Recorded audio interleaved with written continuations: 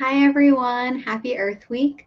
My name is Ingrid Paredes. I am the Satellite Director for March for Science, as well as the co-chair of the New York City Satellite. Happy Earth Week again, and thank you so much for joining us for all of this week's programming. Today and this morning or evening, depending where you're tuning in from, we are kicking off our Day of Democracy.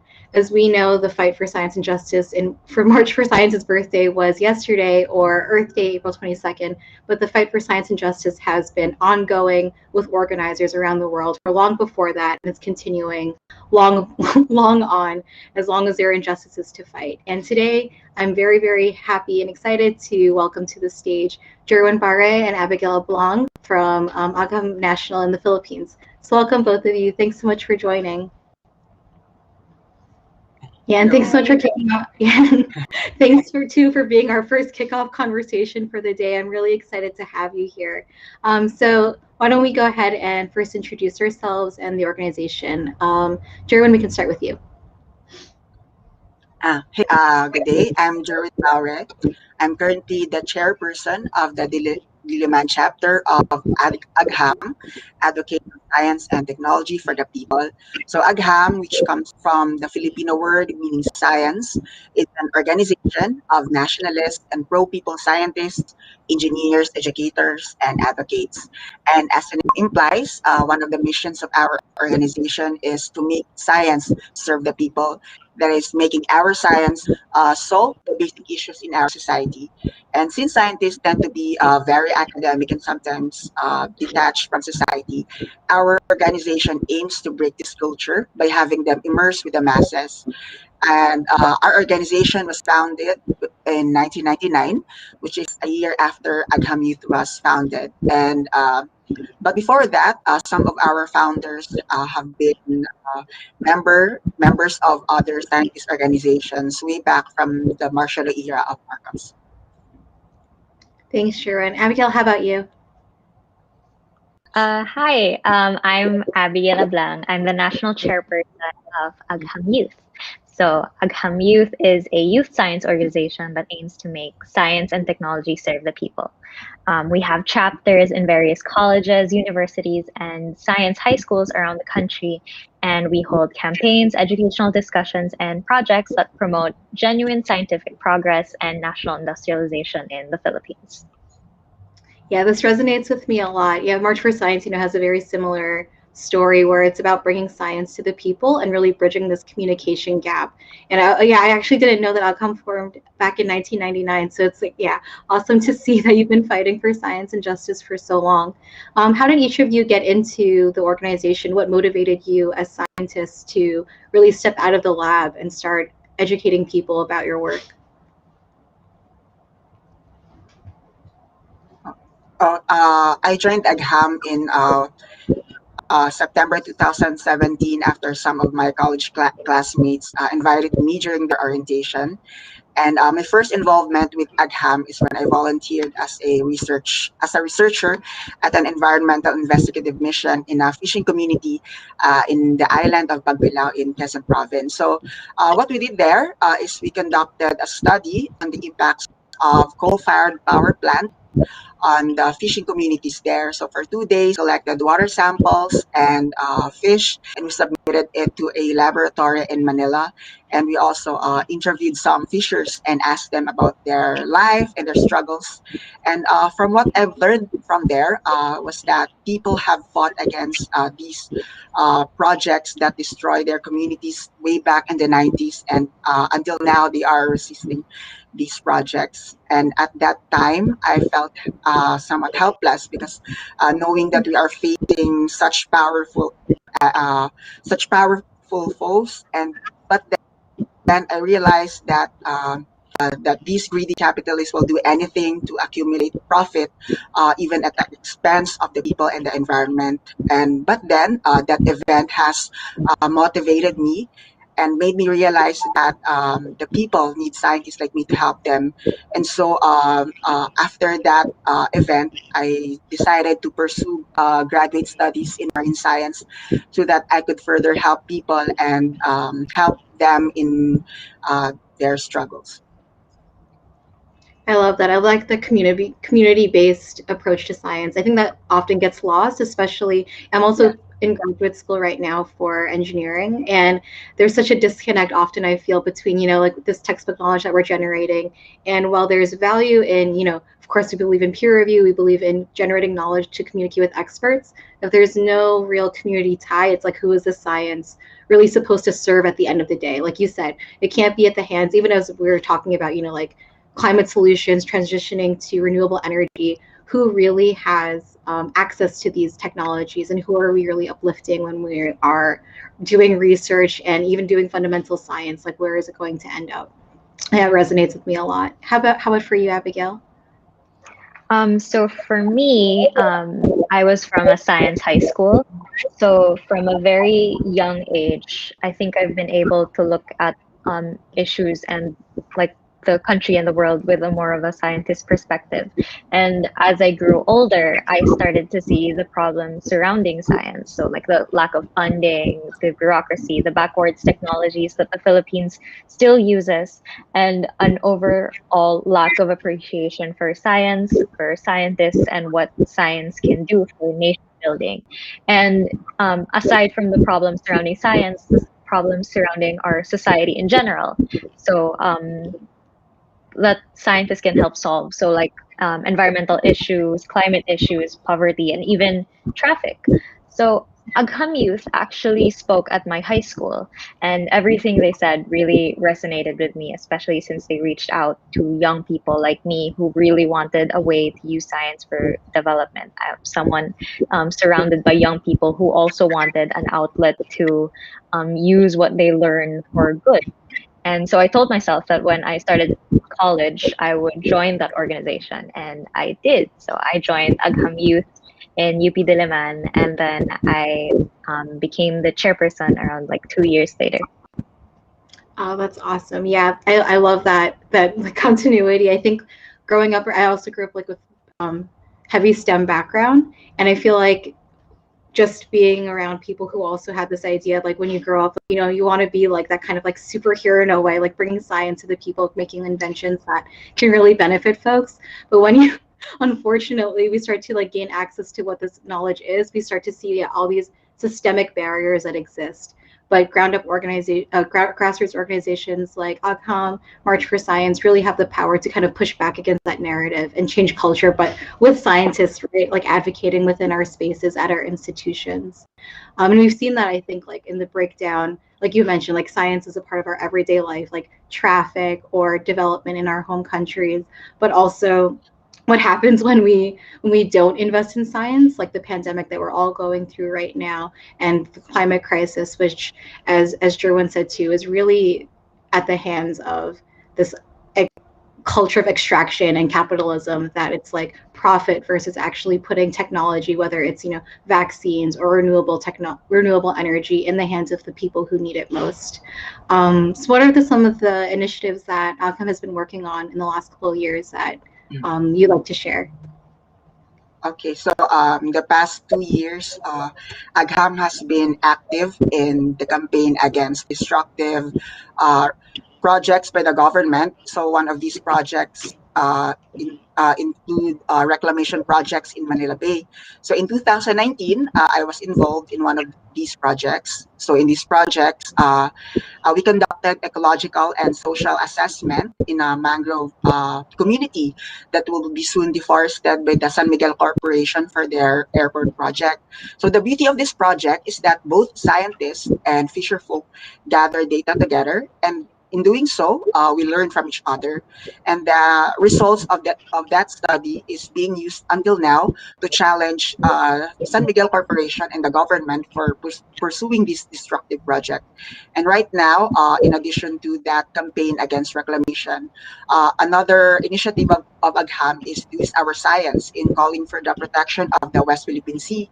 And as you know, right, there's an issue between China and Philippines right now in that area. And actually, just last Tuesday, we held an online forum on the said issue where hundreds participated. And other projects of our organization also include studying the impacts of destructive foreign mining in Nueva Vizcaya. So this project is by Oceana Gold Mining, which has already negatively affected the adjacent communities in the mining area.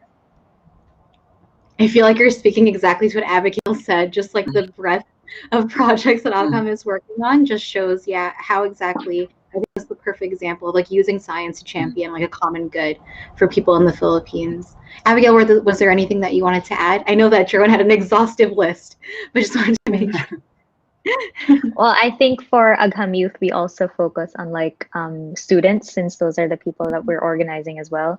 So especially right now, because we're in a lockdown and because we're in a global pandemic, no one is really able to go outside and go to school. So we're all just at home. So what Agham Youth has been doing since the start of the lockdown, since last year, is we've been holding numerous consultations and discussions with student organizations around the Philippines and other students to sort of get a feel of how the government, or how we can ask the government to improve infrastructure, online infrastructure for online learning. And last year, in an attempt to raise the budget for state universities and colleges so that we can actually have free education, especially right now that a lot of people are suffering because of the pandemic and because they haven't been able to go outside and go to school.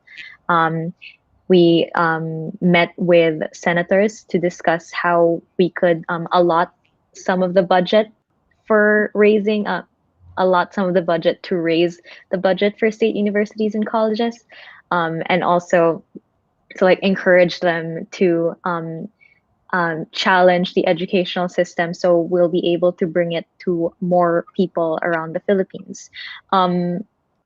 In the same vein, we've also relaunched our People Science School. So it's been an initiative for the past few years now, but we really wanted to launch it especially this year because we know that in some communities, especially those that are more far-flung and more disadvantaged, the internet connection or their access to like electronic gadgets isn't the best at all. And especially again in this online learning system, we really want everyone to be able to learn even in lockdown. So what we're doing with the People Science School is we're trying to go to various communities that we think that have asked for help and we think also would like help, and actually bring volunteers there to teach students themselves. And another, I think that People Science School is also an initiative that we're doing with Agham, I believe. Yeah. Yes. And yeah, and aside from all the student stuff, I mean, climate change is a really urgent issue we all focus on, even without a pandemic and even without a lockdown. So what we've been doing also for like the past year and the past few years, and very urgently now, is a lot of alliance work with both local organizations and foreign organizations to sort of demand for climate action from big companies and big countries so that we can like tackle climate change more urgently than we have been doing in the past few months. So, yeah. I'm super inspired just listening to both of you. I feel I'm like pumped for the rest of these interviews for today.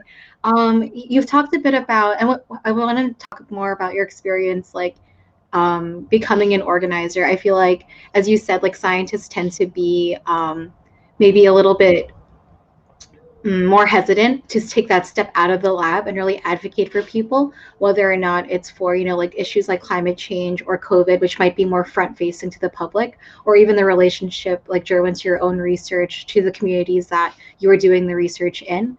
What advice would you have for people who want to get involved with organizing to take that step forward? Okay, so I have been telling this to fellow scientists for quite a while now. So we scientists have the capability to bring change to our society. Our science must solve basic problems of society and not worsen it. We should always ask ourselves, for whom is our science for? should always remember that science is always political and it's never divorced from society.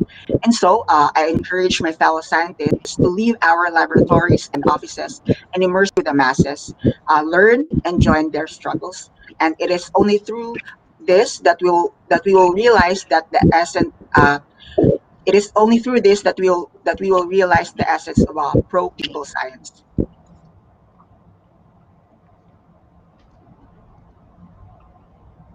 Abigail? Oh, okay.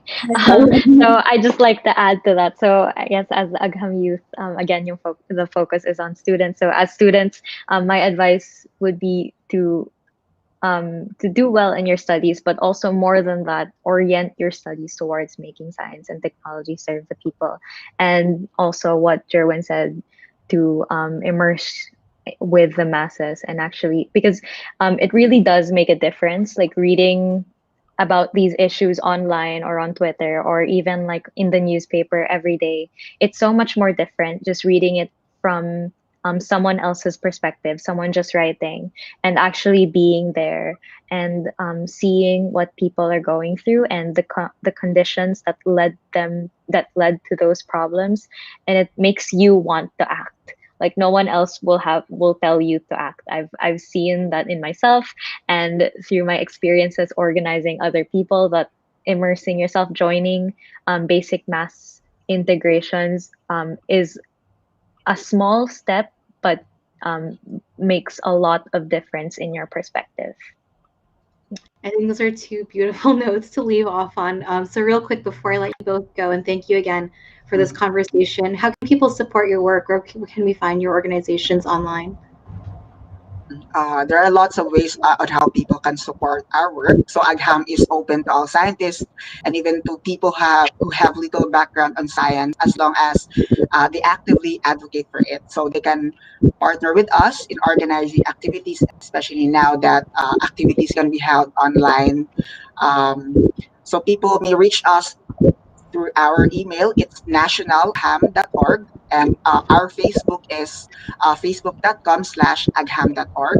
We have Twitter accounts. So our national office is Agham National. The national is spelled as NASYUNAL. Then there's Agham Diliman, where I belong. So our chapter is mostly focusing on environmental issues. There's also Agham Editors, which most of its members are science teachers, educators, and they hold activities. They hold people science school. And lastly, we have Agham Food Sec, which is in short for food security. And these scientists are more focuses more on agriculture. Abigail? So for Agham Youth, the best way you can support our work is to join Agham Youth and also partner with us and do alliance work with us. So you can find us or on Facebook at Agham Youth National. You just need to use like a search query, and also on Twitter at Agham Youth _ NATL for national. Our email is at aynational@agham.org. We also have, again, multiple chapters, several chapters all around the Philippines. So if you are a Filipino student in any of those universities, join Agham Youth. Amazing. Awesome. And we'll definitely be plugging these links and social media handles from March for Science's end. So definitely if you missed any of that, we'll be sharing them shortly. So once again, I just want to thank you both for this conversation. I learned a lot. I'm really inspired by the both of you, and hopefully we'll talk to you soon. Thank you. Thank you. Bye. Bye. Thank you and good day.